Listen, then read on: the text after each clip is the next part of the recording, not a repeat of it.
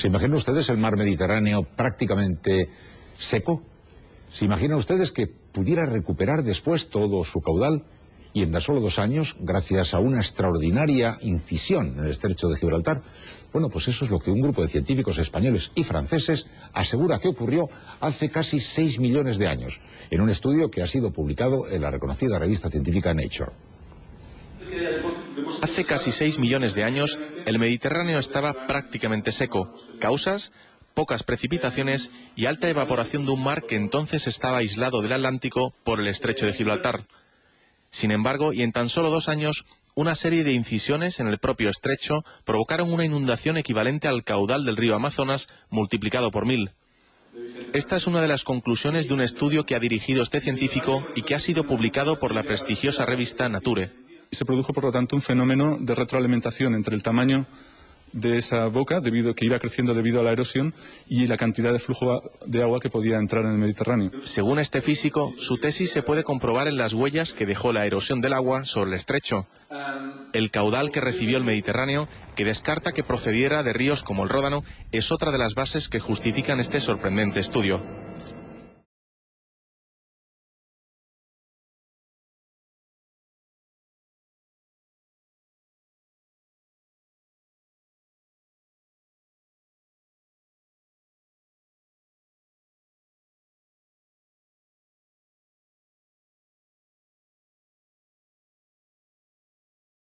Queridos amigos, quiero transmitirles una muy calurosa bienvenida a nuestro canal de YouTube Organismo Internacional de Naciones Aliadas. Hoy vamos a tratar un asunto muy polémico, pero a la vez interesante, de una magnitud muy compleja que requiere un estudio profundo, un análisis muy objetivo. Y como ustedes ya ven por el título de este vídeo, nos referimos a las leyendas antiguas que desde los albores de la humanidad hasta el día de hoy se han transmitido de generación tras generación y que se refieren a un diluvio cataclísmico, al diluvio universal. Muchos, cuando escuchan este asunto, piensan automáticamente de que eso es una leyenda, que está basado en mitos y que no tiene absolutamente nada de cierto. Que el diluvio universal, que una inundación cataclísmica que casi acaba con la raza humana, es sencillamente un relato producto de las mentes fantasiosas de hombres primitivos.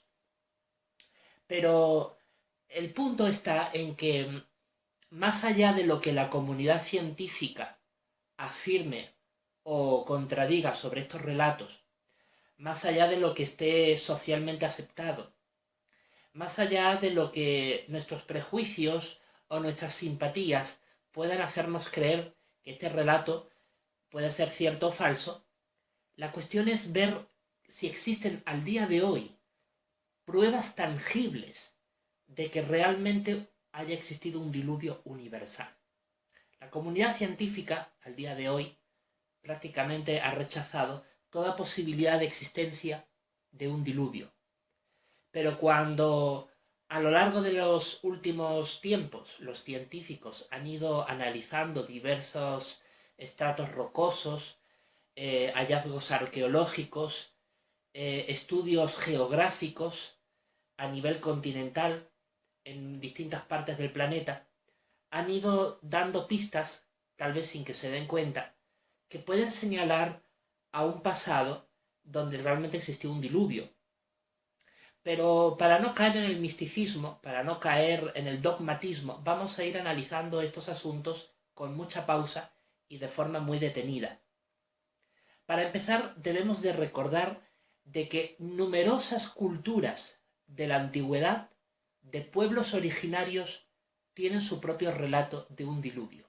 Y esto es muy interesante de recordarlo, porque culturas tan distantes como las que existían en el continente americano, como las que existen en África, en el continente asiático o en Europa, que distintos pueblos del planeta conserven con diferentes formas, con diferentes tipos de relatos, pero que la esencia de la narración sea un diluvio, una inundación cataclísmica, es muy llamativo. culturas que por siglos han estado separadas entre sí, que apenas han tenido comunicación entre ellas, que lejos de la era de modernidad, de las comunicaciones instantáneas en las cuales hoy vivimos, hace miles de años atrás no existían esas mismas facilidades. Claro, está comprobado de que las culturas antiguas entre ellas se relacionaban, pero las comunicaciones solían ser lentas, podían tardar muchos años, y el conocimiento que tenía la humanidad sobre la propia morfología de la Tierra a nivel planetario no es como lo tenemos hoy. De hecho, no es hasta el siglo XV que los europeos, como grupo, llegan a comprender la existencia del continente americano, aunque individualmente, siglos antes, ya había habido algunos europeos que habían constatado el descubrimiento de América, como en el caso de algunos vikingos exploradores del siglo IX, siglo X de nuestra era. Por ese ejemplo podemos comprender de que en los tiempos más antiguos de la humanidad no todos los pueblos tenían una comunicación asidua entre sí. Y eso, demostrando de que cada uno de estos pueblos tenía su propio relato del diluvio, es algo muy curioso y que debemos de tomar en cuenta. Porque ¿cómo es posible de que todos ellos compartan un relato a su manera del diluvio sin que entre ellos se hayan comunicado? La única explicación lógica que cabría es que ese relato lo han recibido por enseñanza oral de sus ancestros. Generación tras generación se ha transmitido ese relato a su manera, a su forma, pero la esencia sigue siendo la misma. Existió un diluvio en el pasado. Entonces, este tipo de detalles son interesantes de analizar, porque todos los pueblos del planeta comparten un relato del diluvio. Entonces, pueblos que han estado tan alejados durante tantos miles de años, que no es sino hasta en estos últimos siglos que la humanidad está relacionándose entre ella a nivel planetario, como nunca antes había pasado en la antigüedad, eso es algo para meditar. Y el hecho de que cada una de ellas haya compartido su propio relato del diluvio nos hace pensar de que realmente debió de haber algo. Porque vamos a, por ejemplo, hacer un breve vistazo a los pueblos de la antigüedad que nos dan su propio relato del diluvio. Por ejemplo, en Australia, los pueblos Kurnais tienen su propio relato del diluvio. En la antigua Mesopotamia tenemos el relato de Beroso y la epopeya de Gilgamesh, todos relatos mitológicos, pero comparten una base común, que es el diluvio. En Bolivia, los chiriguanos. En las islas Borneo, los dayak marítimos. En Birmania, los chimpos. En Canadá están los montañés y los cree. En China, los lolos. En Cuba hay nativos originarios que tienen su propio relato del diluvio. En África Oriental, los masáis también comparten un relato del diluvio. En Egipto, este relato está reflejado en el Libro de los Muertos, un papiro antiguo de contenido religioso. En las islas Fiji de la Polinesia también tienen un relato del diluvio en la tradición de Walabu Lebu. En la Polinesia francesa también los Rayatea. En Grecia el relato de Luciano. En la Guayana, pueblos originarios como los Macusis tienen su propio relato del diluvio. En Islandia, los Edas también tienen su relato del diluvio. En la India vemos tres grupos principales que tienen los pueblos originarios de las islas Andamán, los Bhil y los Kamar. También tienen su propio relato del diluvio. En Irán, los zendavestas. En Italia, la poesía de Ovidio, que también recoge un relato del diluvio. En México, los huicholes también tienen su propio relato. Incluso el códice de Chimalpopoca también contiene una especie de relato sobre un diluvio. En Nueva Zelanda, los maoríes también tienen su relato del diluvio. En Perú, los indios de Huarochirí también poseen su propio relato. En Vanuatu, los melanesios también. En las tribus originarias de Estados Unidos, especialmente en Alaska, los Colushos y los Tlingits también tienen su propio relato. Y así podríamos citar una infinidad de pueblos muy distantes entre sí, cada pueblo de un continente diferente, y durante miles de años han tenido su propio relato del diluvio. Esto ya es para meditar. No lo dice solamente algunas fuentes afines a este relato. Por ejemplo, la Wikipedia, que suele ser muy imparcial, contiene también ejemplos al respecto. En China, en Grecia, en América, existen relatos del diluvio. El pueblo mapuche, que es de Chile, también. En fin, si vemos, hay bastantes relatos de la antigüedad que tienen un contenido referente al diluvio. Ahora, después de haber visto esto, la pregunta que cabe es, ¿cómo es que todos estos pueblos de la antigüedad tienen este relato en común? ¿De dónde sale este relato? Cuando pueblos tan distantes entre sí tienen un mismo relato con distintas formas, pero la esencia sigue siendo una inundación cataclísmica, es porque debió de haber algo, debió de suceder algo en el pasado.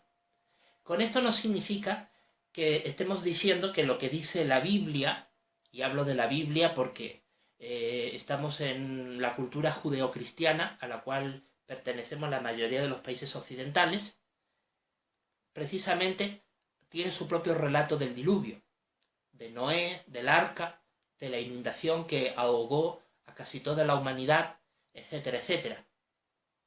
Pero estos relatos, tanto el bíblico como el de las culturas antiguas, todos tienen algo en común.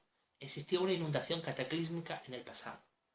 La pregunta es, como decíamos al principio de este vídeo, es si existe algo en el pasado que realmente corrobore esto. Hoy vivimos en el Cenozoico, en el periodo cuaternario. Yo quiero llegar específicamente a la época del Neógeno, que es la que está antes del cuaternario. Nosotros estamos viviendo en el cuaternario, en esta era geológica del cuaternario, que empezó hace 2,5 millones de años atrás aproximadamente, y yo quiero situarme en el Neógeno.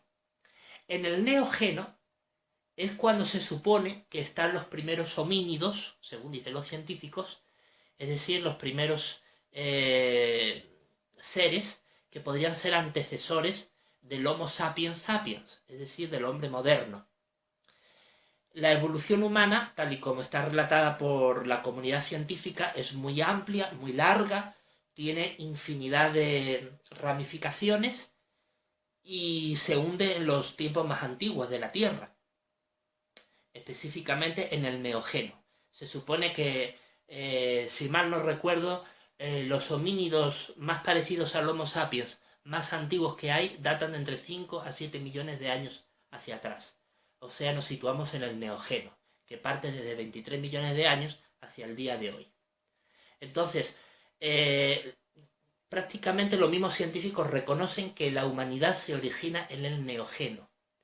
Si nosotros miramos en el Neógeno, insisto, un periodo que está dentro de la era cenozoica, que es a su vez una era que es la tercera y última de este eón en el que vivimos, el fanerozoico, pues si miramos en el Neógeno, vemos algo muy interesante. El Neógeno se divide en dos épocas, el Mioceno y el Plioceno. Estas épocas, bueno, para los que somos muy curiosos para el tema de los animales que existieron en estos tiempos, como el tigre de dientes de sable, el rinoceronte lanudo, el mamut, este tipo de especies que ya no existen, que vivieron en estas épocas del Plioceno, no recuerdo exactamente si en el Plioceno o Mioceno, pero todo tiene que ver en esta época del Neógeno. Estos animales, hay comprobaciones arqueológicas que así lo demuestran, que el ser humano convivió con estos animales que ya están extinguidos al día de hoy. Pero es curioso de que en el Neógeno, dentro de las dos épocas que existen, la primera es el Mioceno y la segunda el Plioceno, dentro del Mioceno existe una edad que es la última, que se llama el Mesiniense. Bueno, esta época del Mioceno tiene 6 épocas, pero la última es el Mesiniense. ¿Y por qué yo hablo del Mesiniense? ¿Por qué estoy haciendo todo este relato de las épocas geológicas? Porque en el Mesiniense es cuando, según mis conclusiones, sucedió el diluvio universal.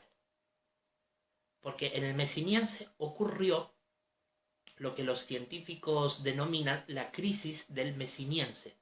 La crisis del Mesiniense es lo que se le conoce como la inundación repentina y cataclísmica del mar Mediterráneo. Es decir, que, según los científicos, el mar Mediterráneo ha tenido épocas en las que ha sido un mar tal y como lo conocemos ahora, totalmente inundado de agua, pero ha habido otras épocas en las que ese mar ha estado totalmente seco. El Mediterráneo se ha secado muchas veces, pero en la época en la que más tiempo estuvo seco y después se inundó de forma repentina y cataclísmica fue en el Mesiniense. Y esto es muy interesante de ver. ¿Por qué? Porque el Mesiniense es una época en la que ya existían homínidos más antiguos.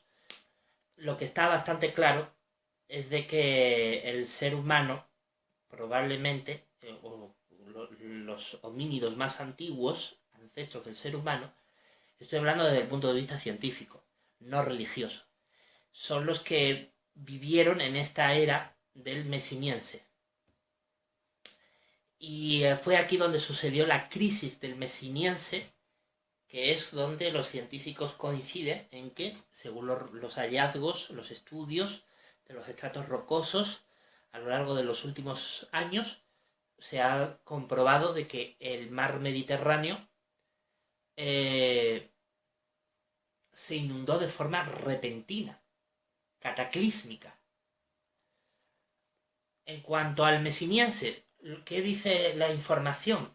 En breves palabras, dice: la crisis salina del Mesiniense consistió en la precipitación de enormes cantidades de sal en el fondo del Mediterráneo y su posterior desecación durante la edad mesiniense como consecuencia de la desconexión con el océano Atlántico. El déficit hídrico de la cuenca mediterránea, la evaporación en su superficie, supera la precipitación recogida, es decir, el agua del mar se evapora más rápido de lo que llueve, entonces el mar tiende a reducirse. Causó una rápida caída del nivel del agua al no contar con el aporte que actualmente viene del Atlántico, porque parece ser que durante el Mesiniense el mar Mediterráneo se aisló orográficamente. El término orográfico es un término que procede del griego, que significa o tiene alusión con la morfología de las montañas, y orográficamente el estrecho de Gibraltar, lo que es el sur de España, estaba unido en tierra sólida con el norte de África, ¿no? Lo que sería hoy la zona de Tetuán, Ceuta, Melilla. Toda esa zona del norte de África estaba unida por un estrecho de tierra donde el Atlántico quedó separado del Mediterráneo, y durante un largo periodo de tiempo ese mar Mediterráneo, al quedar aislado, pues estuvo como el mar muerto, ¿no? Empezó a acumularse demasiada cantidad de sal, lo que favoreció que el agua se evaporara más rápidamente. La calor del sol contribuía a evaporar este agua, y era más rápida la evaporación que el agua que llovía sobre ello y el aporte de los ríos que desembocan hoy día en el Mediterráneo. Todo eso hizo que el mar Mediterráneo se desecara. Bueno, entonces esto es interesante de ver, ¿no? Realmente el mar Mediterráneo, hubo un tiempo en la antigüedad que quedó completamente seco. No tenía nada de agua. Y entonces solamente lo que era el estrecho de Gibraltar y el norte de África estaba unido por tierra mediante una serie de sucesos geológicos que vamos a ver ahora a continuación. Les invito a que lo puedan ver. Una gran parte de la extraordinaria historia del Mediterráneo guarda relación con la angosta vía de agua situada en su extremo occidental. En el estrecho de Gibraltar, solo 14 kilómetros separan Europa de África en la actualidad.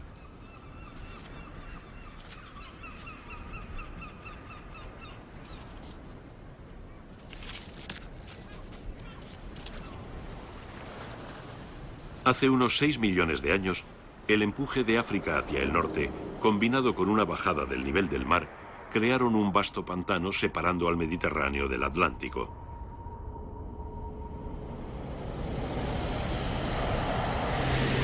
El calor del Sol evaporaba anualmente alrededor de 4.000 kilómetros cúbicos de agua de la superficie del Mediterráneo, y sin las aguas del Atlántico para rellenarlo, el Mediterráneo se secó.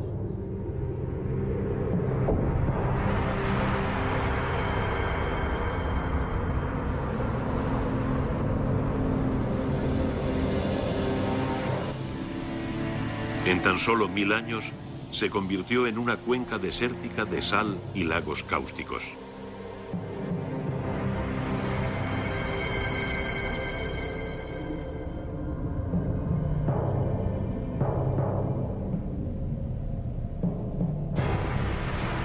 Los ríos que una vez alimentaron al Mediterráneo discurrían cada vez a más profundidad de la roca, dando lugar a un laberinto de gargantas espectaculares.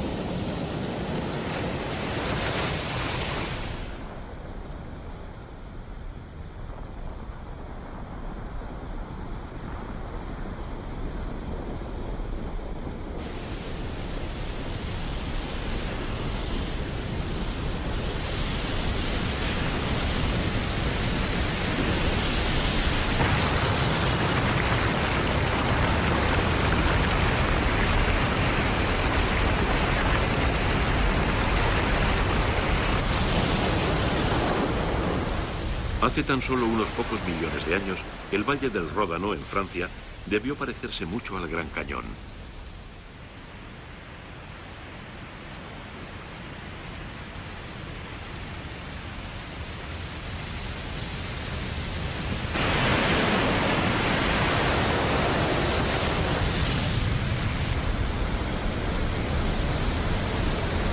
El calor era tan intenso en la cuenca que estas cataratas se evaporaban antes incluso de llegar al antiguo lecho marino. Durante decenas de miles de años, un pantano natural entre el Marruecos de la actualidad y el Peñón de Gibraltar mantuvo controladas las aguas del Atlántico. La cuenca mediterránea continuó siendo una extensión de sal, arena y tierra cuarteada, casi sin vida. Sin embargo, a medida que África iba empujando y forzando la frontera meridional de Europa, las presiones sobre la corteza terrestre se volvieron insoportables. Las mareas debilitaron el puente de tierra y el Atlántico brotó con fuerza por encima del precipicio. Así fue como se originó la inundación más descomunal de todos los tiempos.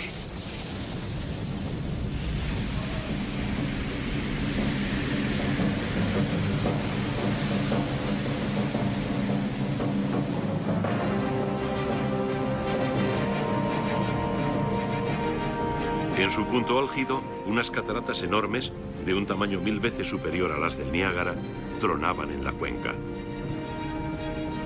Más de 100 kilómetros cúbicos de agua pasaban a borbotones por Gibraltar todos los días.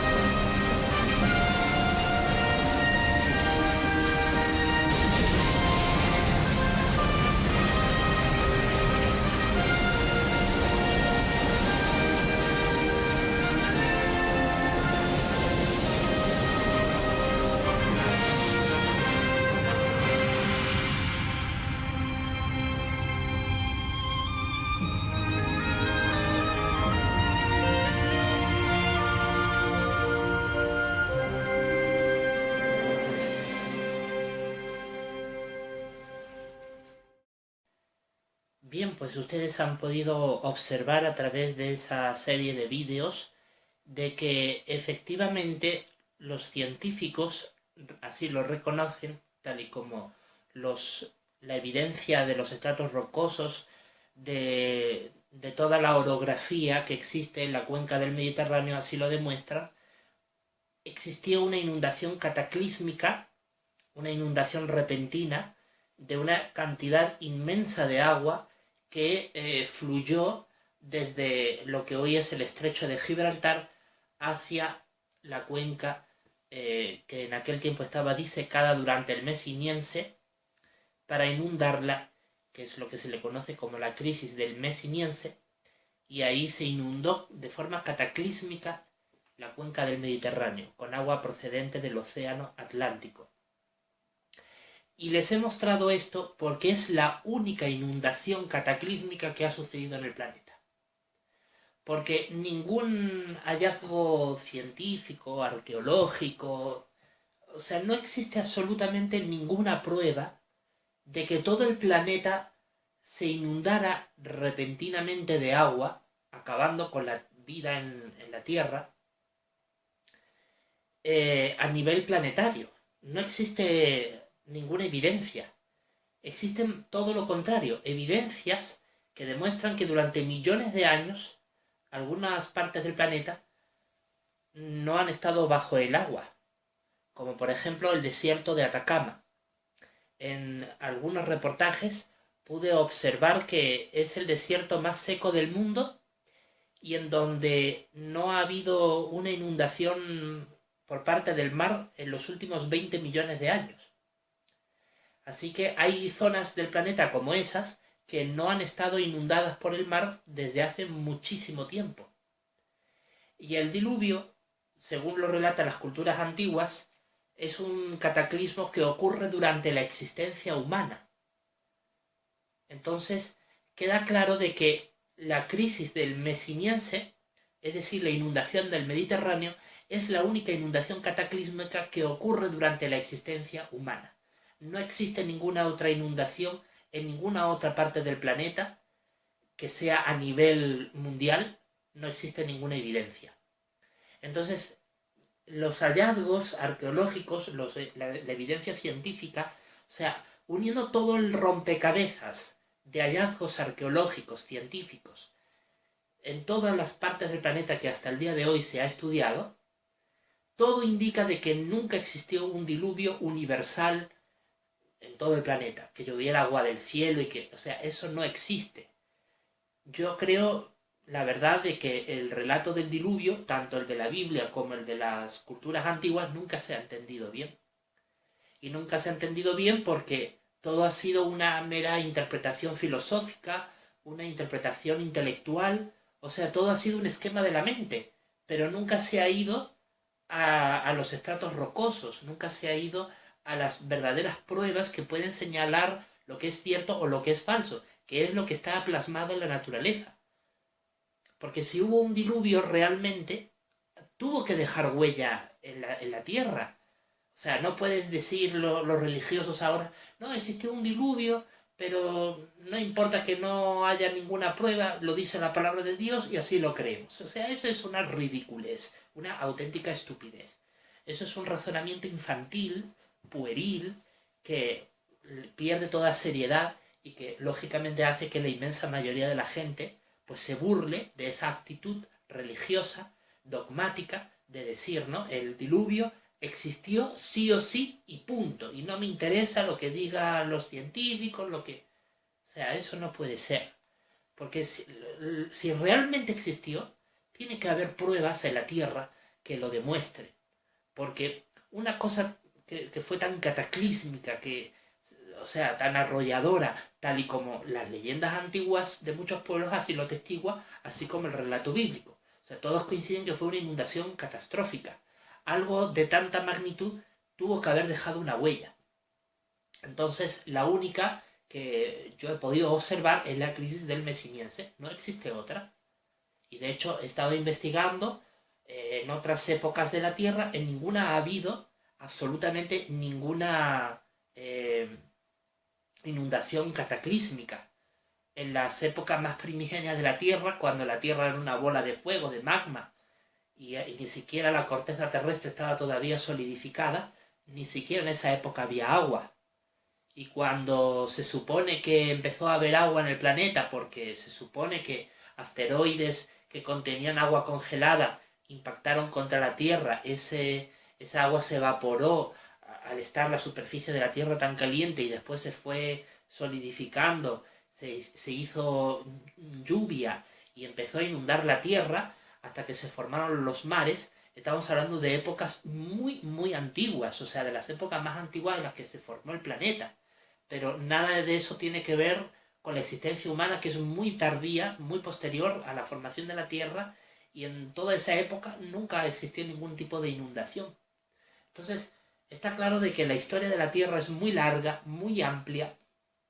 Hay una inmensa variedad de registros fósiles, de estudios científicos muy serios y muy creíbles, que demuestran de que la Tierra ha tenido una enorme cantidad de épocas antiguas y cada una con sus historias. Desde la época de los dinosaurios hasta las grandes extinciones, que no han sido una ni dos, han sido muchas. En fin, la Tierra ha tenido una historia muy larga, muy dilatada. Si la historia de la Tierra la dividimos en varios metros de distancia, la existencia humana apenas ocupa el grosor de un pelo, es ínfima.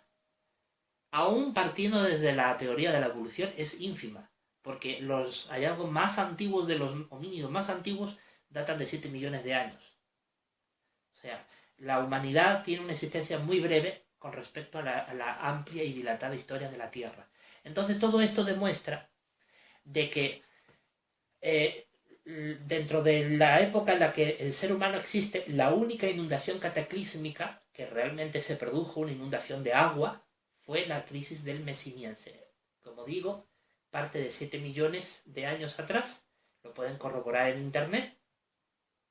El Mesiniense es una edad que está dentro de la época del Mioceno, que es la primera edad del Neógeno, el segundo periodo del Cenozoico. Entonces, esta es la única inundación que hay, no existe otra, ¿no? Bueno, yo pienso que por fuerza mayor la crisis del Mesiniense, es decir, la inundación del Mediterráneo, tuvo que ser el tan mentado diluvio universal. No pudo haber sido de ninguna manera otro porque no existe ninguna otra evidencia de otro. Está claro, como ya demostré antes, de que en este tiempo en que sucede la crisis del Mesiniense, que según los científicos fue hace unos 5 millones de años, aproximadamente, ya existían homínidos. Es decir, que la humanidad, desde sus tiempos más antiguos, cuando empieza a tener conciencia de su existencia, pues fue consciente de que hubo un diluvio, hubo una inundación, y así lo ha transmitido a lo largo de las generaciones en los distintos pueblos de la Tierra hasta el día de hoy. Esos relatos se siguen conservando. Y como digo, la única inundación que existe es la del Mesiniense, no existe otra. El mar Mediterráneo, durante una época muy antigua, estuvo seco porque, como ya han visto ustedes en vídeos anteriores, el estrecho de Gibraltar está unido por tierra al norte de África, y entonces eso contribuyó a que durante varios siglos la cuenca del Mediterráneo se desecara por completo. Al quedarse desecada, el antiguo lecho marino del Mediterráneo, que se convertiría en tierra seca, pues eran inmensas fosas de sales, de lagos cáusticos, donde habría incluso posibles brechas de erupciones volcánicas, porque hoy día el Mediterráneo en su fondo marino también tiene volcanes en activo. Y bueno, pues sería un lugar inhóspito, seco, inhóspito para la vida, muy caluroso, donde no llovería prácticamente, si es que hubiera algún tipo de precipitación en unas capas más altas de la atmósfera. Esta no llegaría a la superficie del lecho marino disecado, y entonces sería un lugar muy feo para vivir, ¿no? Exactamente cómo fue, yo no lo sé, no estuve en ese tiempo, pero los hallazgos científicos demuestran de que la vida que podría haber en ese entorno sería muy escasa. No nula, porque hasta en los desiertos más calurosos de hoy día existen ciertos tipos de vida, pero sí sería un tipo de vida muy escasa. Y la única forma de vida humana que podría de alguna manera desarrollarse en esta cuenca disecada sería en los ríos europeos que desembocaran en lo que hoy es el Mediterráneo y que seguirían su curso por ese lecho marino hasta llegar a lo que hoy son las fosas abisales. Y entonces digamos que en esas riberas de agua dulce ahí podría haber algún tipo de oasis de ciertos terrenos propicios para la agricultura. Y como digo, esto es teorizando mucho. Hasta Hasta qué grado puede ser esto cierto o no, no lo sé. Pero digamos que eso podría ser la respuesta científica a lo que podríamos denominar el diluvio universal, de lo que tanto se habla de la antigüedad. Yo pienso que puede ser la única forma de encajar este inmenso rompecabezas, que hunde sus raíces obviamente en los mitos, pero obviamente los mitos tienen un trasfondo histórico, ¿no? Entonces, como ya existió seres humanos durante la crisis del Messiniense, obviamente habría seres humanos que explorando, caminando, trasladándose de un lugar a otro para conseguir alimentos para vivir, pues vivirían en esos entornos, podrían haberlo cruzado. En fin, la humanidad tuvo conciencia de que ese terreno estaba seco. No había diferencia entre África y Europa, todo estaba unido bajo una misma tierra, con la única cosa de que el lecho marino del Mediterráneo, aún disecado, pero era un hundilón inmenso, ¿no? Pero a vista humana todo era un terreno seco. Entonces, claro, el asunto está de que el Mediterráneo, al estar seco, los ríos desembocar en él, pues ese agua llegaría hasta lo que hoy es la cuenca del Mediterráneo y terminarían esos lagos cáusticos, esos lagos de agua extremadamente salada, donde el río terminaría desembocando, ¿no? Y no serían lagos muy inmensos porque la inmensa calor que hace que ese agua se evapore rápido. Un ejemplo moderno de eso lo tenemos en el Mar Muerto. El Mar Muerto es un mar que no crece, está por debajo del nivel del mar Mediterráneo, tiene el afluente del río Jordán, el valle del río Jordán es un valle muy fértil, la tierra es muy buena para la agricultura, pero en cuanto llega al Mar Muerto, que es un lago cáustico de inmensas proporciones de sal por metro cúbico de agua, prácticamente no hay vida marina. Y lo curioso es que cuando el libro del Génesis, hablando específicamente de la Biblia, se refiere a Sodoma y Gomorra, que dice que estaban en las riberas del Mar Muerto, dice que estas ciudades eran muy populosas, vivía mucha gente, porque dice que la tierra era tan fértil como lo fue el jardín del Edén. Es que eso es algo muy interesante de ver. Claro, no les quiero aburrir con temas bíblicos porque no estamos específicamente para eso, estamos hablando sobre el diluvio desde un punto de vista más científico, pero es interesante que la Biblia nos habla de que Sodoma y Gomorra estaban situados en una zona muy fértil. Esto lo menciona el libro de Génesis capítulo 13, versículo 10. De modo que Lot alzó los ojos y vio todo el distrito del Jordán, que todo él era una región bien regada, antes de que Jehová arruinara Sodoma y Gomorra como el jardín de Jehová, haciendo alusión al jardín del Edén. Entonces, ya Génesis 13:10 menciona de que la ribera del río Jordán, que desemboca en el Mar Muerto, era una zona tan fértil, una tierra tan productiva, que allí se asentaron poblaciones importantes, edificando las ciudades de Sodoma y Gomorra, que después, pues según la Biblia, fueron destruidas por Dios. Pero el punto está de que hoy día existe ya un ejemplo que hoy se puede corroborar, que es cierto, que a pesar de que el Mar Muerto, que es un mar que está a unos 400 metros por debajo del nivel del mar, la temperatura es muy cálida, muy calurosa, es un desierto, pero puede fluir la vida humana en torno al río que desemboca en este mar, que es el río Jordán, ¿no? Y que toda su ribera es una zona muy fértil antes de desembocar en un mar que obviamente está muerto por la inmensa cantidad de sal que contiene. Entonces, lo mismo puede pasar con todos los ríos europeos que desembocan en el mar Mediterráneo. Pueden haber sido ríos que hayan servido de oasis para que comunidades humanas hayan podido asentarse en sus riberas en medio de un inmenso desierto que sería la cuenca del Mediterráneo. Y entonces allí la humanidad podría haberse asentado, podría haber edificado ciudades, haber vivido. Sería una tierra fértil en estas zonas aledañas al río, antes de que éste desembocara en lagos cáusticos de grandes cantidades de sal que habría esparcidos a lo largo del mar Mediterráneo, de la cuenca del Mediterráneo. Porque según los científicos, el mar Mediterráneo, al estar disecado, obviamente aún así, en las zonas que hoy se observan en el lecho marino, que son más profundas, las fosas abisales, podrían haber sido antiguamente lagos de agua cáustica con inmensas cantidades de sal, donde se habría concentrado ese agua procedente de esos ríos, ¿no? Entonces, de alguna manera, esas comunidades que habrían sido barridas por la inundación, pues los sobrevivientes a aquella catástrofe habrían relatado un relato sobre el diluvio. De ahí puede haber venido.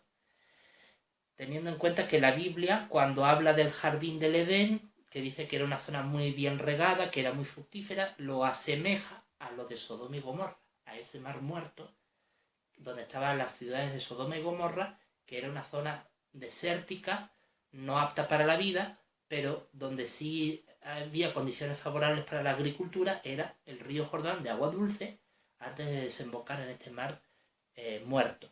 Y lo mismo podría haber sucedido en el mar Mediterráneo, en la cuenca disecada del mar Mediterráneo.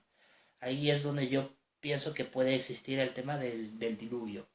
Ahora, si miramos el mapa y comprobamos que el mar Mediterráneo fuera realmente el lugar de escenario de ese posible relato del diluvio, la pregunta es, ¿dónde estaría el jardín del Edén? Pues algo muy curioso que yo he podido observar es que, según los científicos, en cuanto el mar Mediterráneo estuvo seco, también estuvo seco el mar Negro.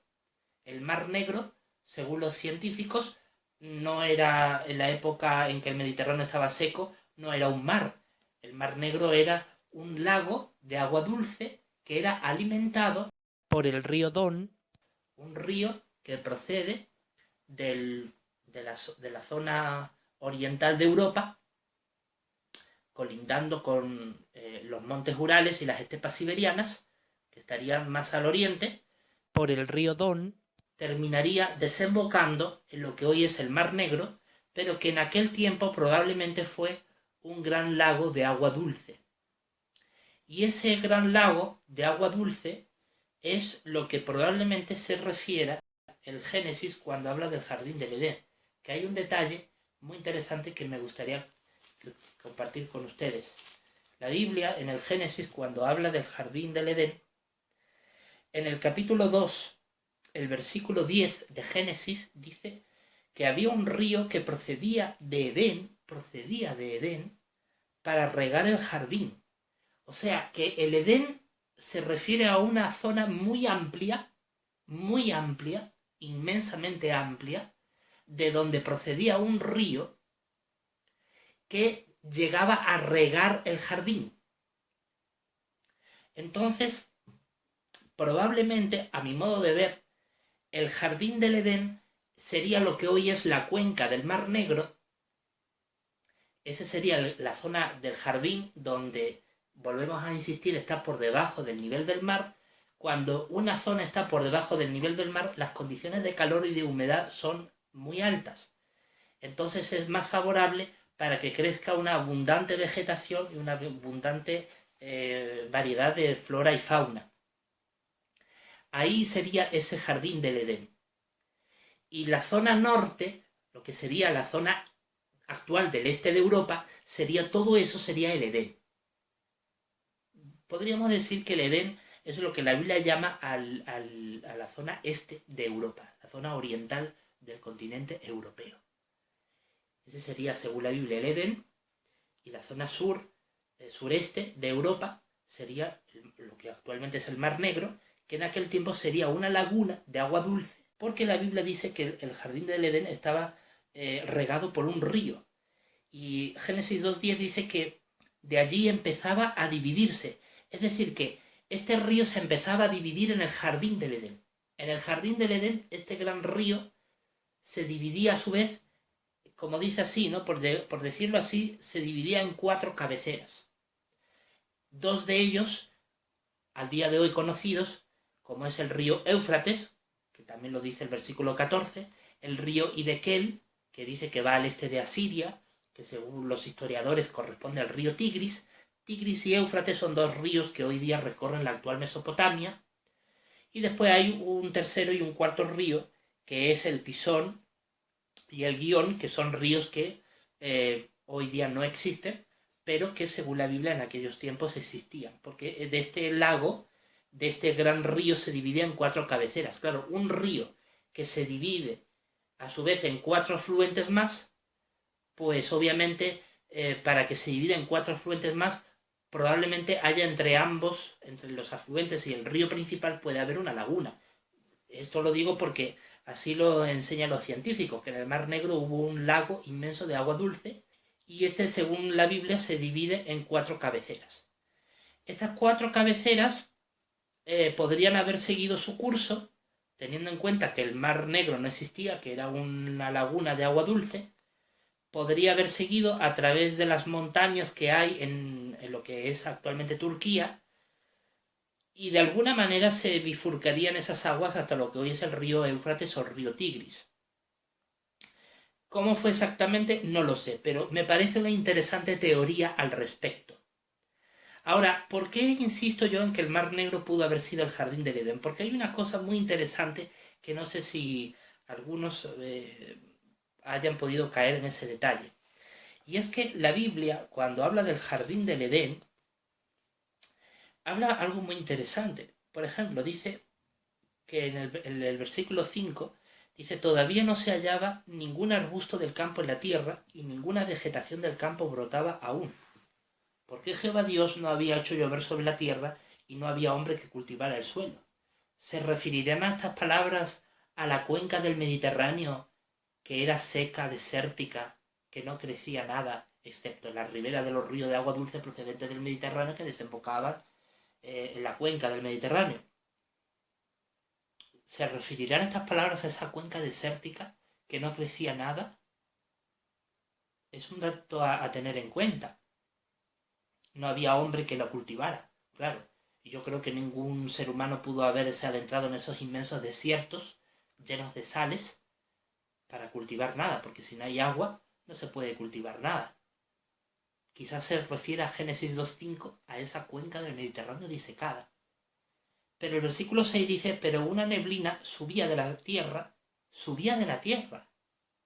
y regaba toda la superficie del suelo.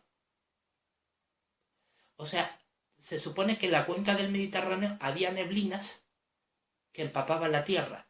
Puede ser, porque recordemos de que si bien esa cuenca estaba seca, de vez en cuando llegarían borrascas, llegarían anticiclones, llegarían fenómenos meteorológicos donde habría precipitaciones de agua. De ahí a que se llegaran a formar lagos o no, quitando los lagos cáusticos, no se sabe, pero lo cierto es de que había afluentes de agua. Podría haber llovido agua. Tal vez se refieran a ese contexto de esa cuenca disecada las palabras de Génesis 2.5 y el 6. Bueno, es una forma más o menos de tratar de entender que por ahí debe de ir el asunto, ¿no? Algo interesante es que cuando Jehová Dios, según dice la Biblia, ¿no?, establece el jardín del Edén en el versículo 15, crea al hombre para que lo cuide y lo cultive. Tal vez lo que hoy es el Mar Negro, si bien es cierto en aquel tiempo había una laguna de agua dulce y un río que lo regaba, tal vez esa tierra necesitaría mano de obra humana para trabajarla para que fuera fructífera, porque dice que el Dios estableció al hombre para que lo cultivara y lo cuidara. Es decir, era una tierra que necesitaba ser trabajada. Igual no era tan frondosa en vegetación y en animales como los religiosos han creído, han teorizado. Eso es otro detalle a tener en cuenta. Pero el punto que más me llama la atención es el que dice el libro de Génesis capítulo 3 respecto a la entrada al jardín del Edén.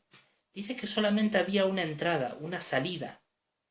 En el versículo 24 dice: de modo que expulsó al hombre y al este del jardín del Edén, en la zona este, la zona oriental, apostó los querubines y la hoja llameante de una espada que continuamente daba vueltas para guardar el camino al árbol de la vida. Parece ser que la única entrada y salida a este jardín del Edén era un pasadizo o una zona estrecha donde por donde el hombre fue expulsado. Bueno, si observamos el mapa del Mar Negro, el estrecho del Bósforo es el único acceso al día de hoy marítimo, es decir, que está al nivel de las aguas, para entrar en el Mar Negro. Pero lo curioso es que este estrecho está hoy día situado en la parte sur de nuestras coordenadas. No está en la parte este, sino en la parte sur. Pero quitando esa grave diferencia, observe usted que el Mar Negro, orográficamente hablando, es decir, en su morfología terrestre, el único acceso es el estrecho del Bósforo. Si usted le quita todo el agua al Mar Negro, lo deja disecado, se ve como una especie de inmensa llanura que estaría hoy día por debajo del nivel del mar, donde habría un lago de agua dulce central, y en la única salida a este Mar Negro, a esta cuenca disecada del Mar Negro, que sería una zona frondosa, es el actual estrecho del Bósforo, una zona que apenas tiene 5 o 6 kilómetros de amplitud, en algunos puntos hasta 14 kilómetros, pero poco más.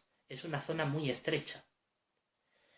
Bueno, en el apartado de Wikipedia del eje terrestre, es interesante observar que, no se lo voy a leer porque es bastante complejo, pero en este apartado del eje terrestre lo que viene a decir los científicos es que el eje de la Tierra no siempre ha estado igual. La Tierra está ligeramente inclinada, unos 23 grados y medio inclinada sobre su eje, pero según este apartado de Wikipedia, cada 22.000, 25.000 años aproximadamente, este eje ha ido bamboleando, se ha ido moviendo.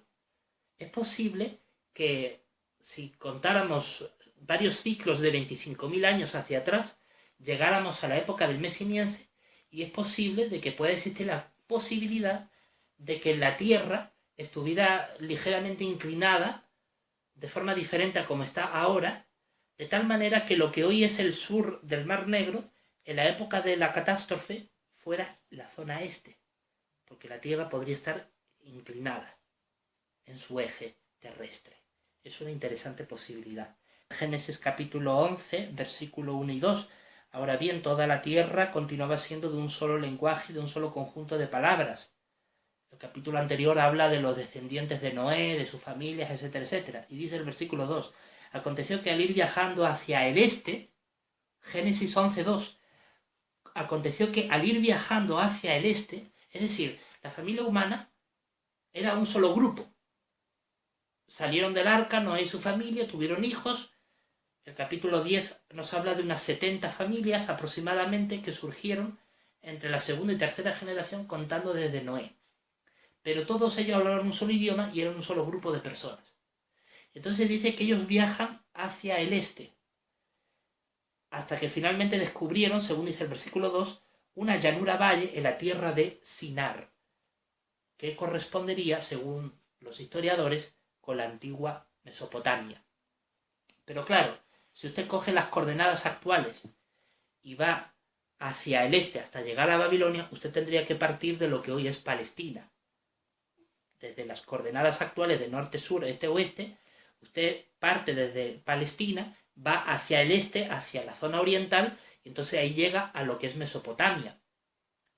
Pero si usted va desde las montañas de Ararat, que es donde estaba, las montañas de Ararat, donde estaba el arca, supuestamente, y esto lo cambiamos de eje para que las montañas de Ararat, en vez de quedar al norte de Mesopotamia, quedaran al este, entonces en el este sí llegamos hasta la zona de Babilonia, donde se supone que se edificó la Torre de Babel. Es otra interesante posibilidad. Bueno, que realmente sucediera así o no, no lo sé. Nadie estuvo en aquel tiempo. Yo sé que aquí dice la Biblia que este grupo de seres humanos viajó desde las montañas de Ararat, donde se quedó el arca, hacia el este, hacia la zona oriental, y entonces llegaron hacia lo que sería Babilonia.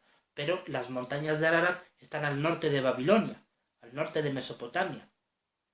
Entonces, o se contradice la Biblia, o el eje de la Tierra en aquel tiempo era distinto.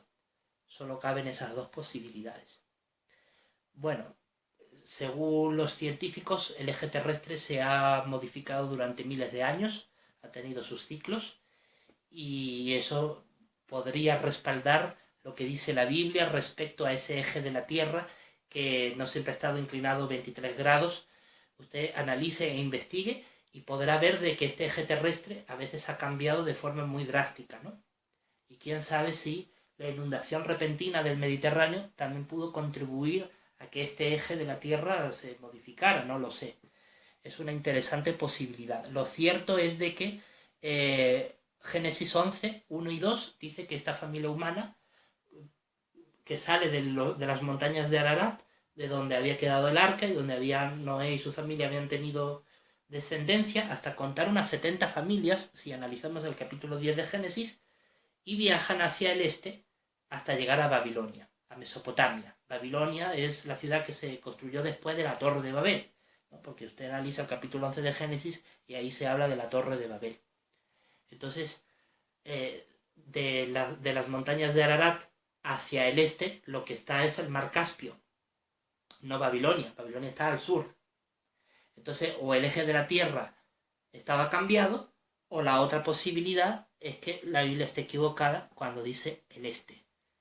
Y en vez de decir al este, tendría que haber dicho hacia el sur. De las montañas de Ararat, que estaban al norte, viajaron hacia el sur hasta llegar a Mesopotamia. De todas maneras, la cultura sumeria tiene muchos relatos de torres de Babel, ¿no? Nabucodonosor II se jactó de que quería reedificar la torre de Etemenanki, que era la antigua torre de Babel, una torre legendaria que había en la antigua Babilonia, y que Nabucodonosor II creía, era un rey que vivió en el siglo VI a.C., y que creía de que era la torre de Babel. En fin, son interesantes posibilidades, ¿no? Yo creo que este es, digamos, las pruebas más cercanas a la realidad de lo que hoy día es, que el mar Mediterráneo pudo haber sido esa tierra desértica, inhóspita, a la cual fue expulsado Adán y Eva para que cultivaran el suelo con el sudor de su frente, una tierra desértica, seca, donde no crecería nada, excepto en las zonas aledañas a los ríos europeos que desembocarían allí, y que allí probablemente fructificó la familia humana una vez expulsado del jardín del Edén por este estrecho del Bósforo, en el cual probablemente pues Dios pondría dos espíritus, ¿no?, para custodiarlo, para evitar el acceso a esta cuenca del Mar Negro que correspondería al mítico antiguo jardín del Edén. Probablemente el jardín del Edén estuvo en lo que hoy es el Mar Negro, sepultado hoy día bajo las aguas. Y según la Biblia eso duró unos 16 siglos, desde que Adán y Eva fueron expulsados del jardín del Edén hasta que llegó la inundación del Mediterráneo. Pero claro, la cronología bíblica lo sitúa en el año 2370 a.C., el diluvio. Los científicos la sitúan hace 5 millones de años. Las fechas de ninguna manera cuadran, pero lo cierto es que este suceso de la inundación del Mediterráneo y del Mar Negro quedó plasmado en la memoria humana. Hubo seres humanos que vivieron en esa época, ya lo hemos demostrado antes, y que sea cuando sea que esto realmente ocurrió, lo cierto es que ha habido una inundación del Mediterráneo que anegó todo el mar Mediterráneo, anegó el Mar Negro, y que si realmente hubo una arca en donde se salvó Noé y su familia, este arca quedaría embestido por estas aguas catastróficas, ¿no?, que llegaron procedentes del Atlántico a través del estrecho de Gibraltar. Se calcula que pudo haber tardado 1 año, 2 años, no se sabe. Según la Biblia fue más de 1 año que hubo el diluvio. Y lo cierto es que según la Biblia este arca quedó anclada en las montañas de Ararat. Las montañas de Ararat es una zona muy amplia, no es precisamente un monte, sino que es una zona muy amplia, y quizás el arca de Noé, pues a medida que las aguas procedentes del Atlántico iban inundando el Mediterráneo y de aquí llegaban hasta el Mar Negro, probablemente iban empujando el arca hasta que, una vez que la inundación se detuvo, el arca pudo quedar anclada en estas orillas. Es una teoría. Bueno, para teorías mejor dejemos a los científicos, pero una vez que yo hace ya un tiempo atrás descubrí esta interesante posibilidad, siempre tuve ganas de hacer un vídeo para compartirlo con todos ustedes. Comenten sus impresiones, siempre con respeto. Cualquiera es libre de creer o no creer en estas cosas. Y quería transmitirles un afectuoso saludo. Muchas gracias por vernos en este vídeo.